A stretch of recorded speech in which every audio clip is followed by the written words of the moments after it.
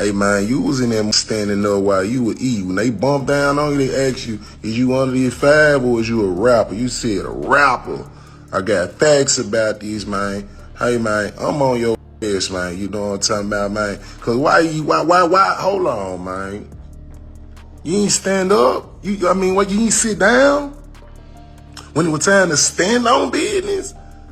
So you let a nigga basically get you, man, made you stand up and eat your food. I thought you supposed to sit down and eat. Man, you got the internet food, man. That nigga a hoe in jail, man. That nigga a buster, nigga. And I can get the penitentiary on the phone, nigga. For real. Most people look at these artists like they're untouchable, like they exist on some level above the rest of us. Larger than life, bulletproof. But behind those federal prison walls, that image doesn't carry the same weight. Not even close. So picture this.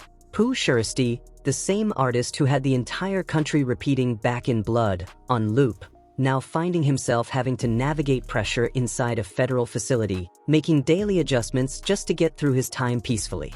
But here's the thing, it doesn't stop there.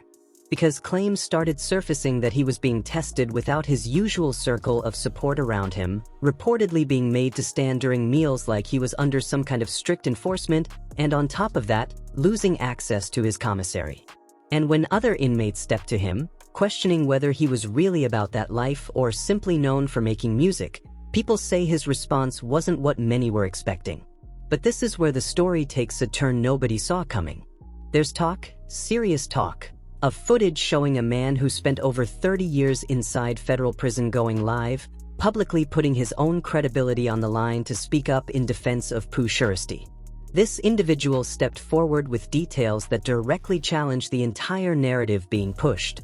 And by the time you hear everything laid out, every layer, every claim, every counter, you might find yourself questioning what actually happened, who's really being honest, and why certain people back home in Memphis seem far more focused on tearing him down than offering any kind of support.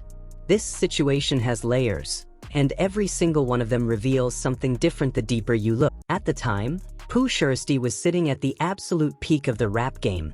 Massive streaming numbers, platinum records stacking up, and deep, genuine support flowing from Memphis behind him. But when those federal charges came crashing down in 2021, everything shifted. People started paying close attention, watching carefully, wondering whether that same unshakable confidence that poured through his music would translate into real-life situations when the cameras weren't rolling. What followed, though, wasn't what the majority of people expected.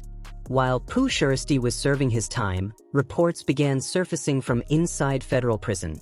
Reports that painted a picture very different from the image his fans had grown accustomed to seeing. These weren't small claims either. These were the kind of allegations that had the potential to seriously damage a rapper's reputation permanently.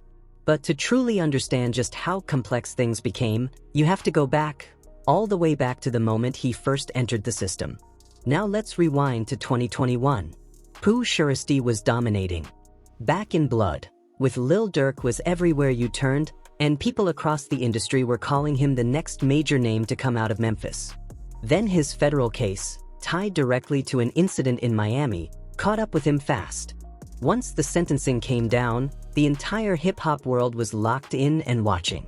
In January of 2022, he accepted a plea deal, admitting to one count of conspiracy related to firearm possession connected to criminal activity.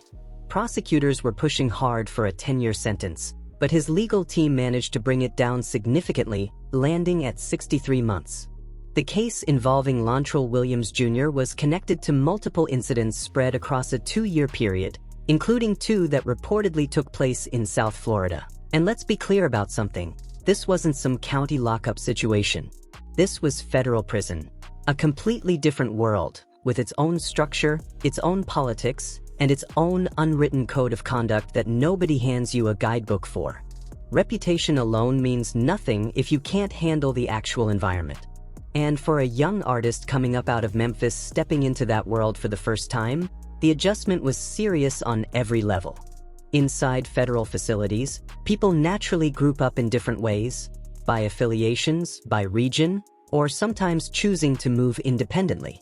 But when someone as high profile as Pooh Shiesty walks through those doors, attention follows, automatically, with everyone watching closely to see exactly how they're going to adapt. And this is precisely where things started taking a turn. Stories began circulating online suggesting that Pooh Shiesty wasn't carrying himself in the way his public image had led people to believe. These were claims strong enough to shake any rapper's reputation down to its foundation. According to various voices online, including individuals claiming direct ties to Memphis, there was real pressure involved in how he was navigating his time inside.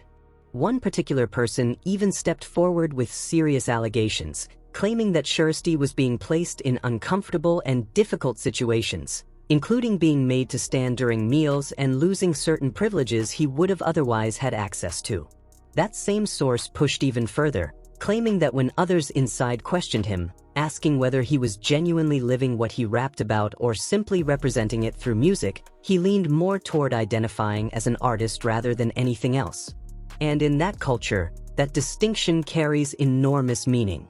As those stories spread, people back in Memphis started reacting and debating openly, questioning whether the image projected through his music matched the reality of who he was.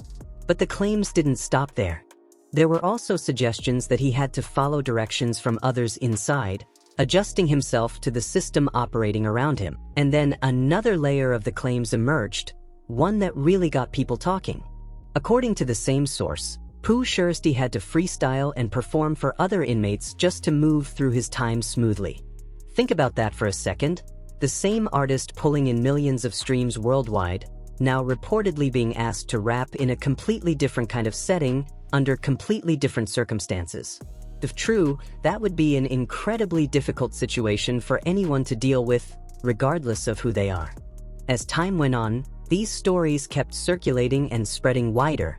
Blogs connected to Memphis picked it up, conversations multiplied across platforms, and his reputation started taking real hits while he sat inside with severely limited ways to respond or defend himself directly. According to the same source making these claims, he was also being labeled in a deeply negative way within the facility itself, something that can seriously affect any rapper, especially one whose entire image is built on a foundation of toughness and authenticity. Now here's a part that people don't always stop to focus on, the financial side of this story.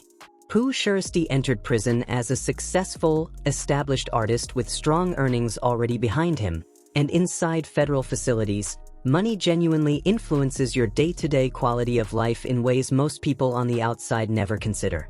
While many inmates rely solely on basic institutional meals, someone arriving with real financial backing has access to an entirely different experience.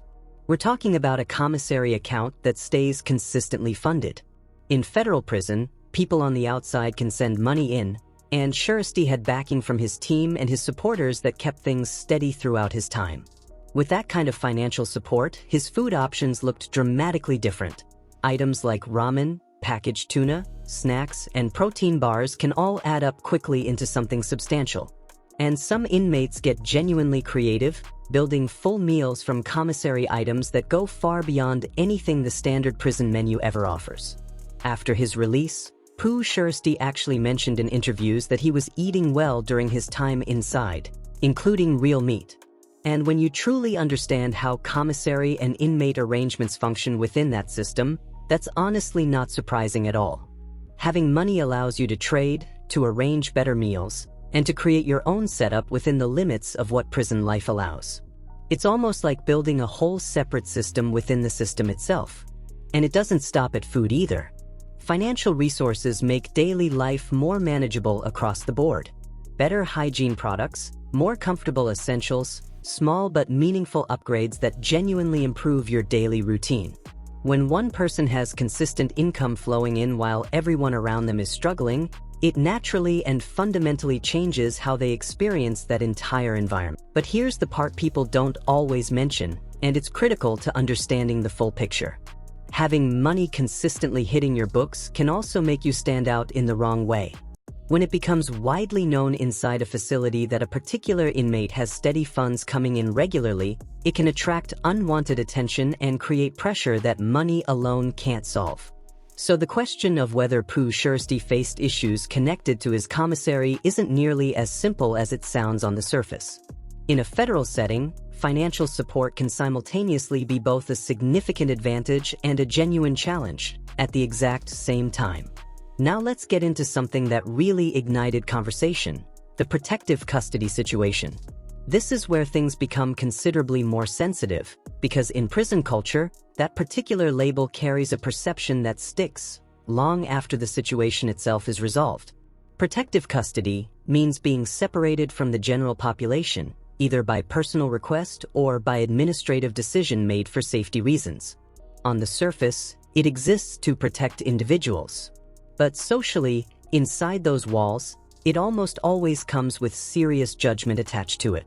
Reports began circulating that at some point during his time served, Pooh Shiesty may have been placed in or near that kind of status. Whether that was his own decision or something determined entirely by facility officials is a completely separate discussion. When someone as high profile as him enters federal prison, authorities don't simply place them anywhere without careful evaluation. They assess risks, visibility, and potential conflicts with precision. For someone as publicly recognizable as Pooh Shiesty, with the kind of wide exposure he carried, there are very real concerns that need to be managed carefully and proactively. From a purely administrative perspective, the priority is always safety. If a well-known public figure were to be seriously harmed while in federal custody, it would become major national news almost immediately, creating serious and lasting consequences for the entire system. Because of that reality, placements like protective custody can sometimes happen regardless of what the individual personally prefers. However, public perception rarely takes those administrative details into account. In certain circles, that label gets interpreted in one very specific way, and those assumptions began attaching themselves to Pooh Shiesty's name while he was still inside and unable to respond directly to any of it. And as that conversation continued growing, platforms and blogs connected to Memphis started amplifying it even further. The gossip pages picked it up and ran with it hard, and before long, the protective custody angle got completely mixed in with every other claim already circulating around Pooh Shiesty's name. What made everything even more confusing was that completely different voices started telling completely different versions of the story. Some insisted he spent his entire time in protective custody. Others claimed they personally saw him moving through general population like everything was perfectly normal. That kind of direct contradiction alone strongly suggests that not everyone speaking on this situation actually had first-hand knowledge or was being fully accurate with what they were putting out there. Now this is where the situation takes yet another turn. As the conversation gained real traction online, a response connected to Pooh Shiesty finally emerged, and it came indirectly through an older, seasoned figure who reportedly spent over 3 decades inside federal prison. This individual went live and essentially put his own hard-earned reputation on the line to speak directly on Shiesty's behalf. And someone carrying that level of background and lived experience doesn't make that kind of move lightly. That's a person whose word carries genuine weight when they choose to use it. According to this prison OG, the stories about Shiesty being pressured or taken advantage of inside simply weren't true. He explained clearly that Pooh Shiesty kept to himself, handled his time quietly, and never tried to prove anything to anyone around him.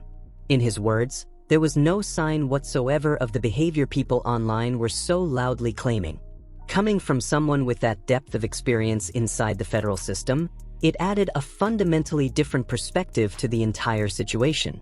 But to truly understand everything, every angle, every claim, every counter, you have to look at what Pooh Shiesty himself later shared about his time inside.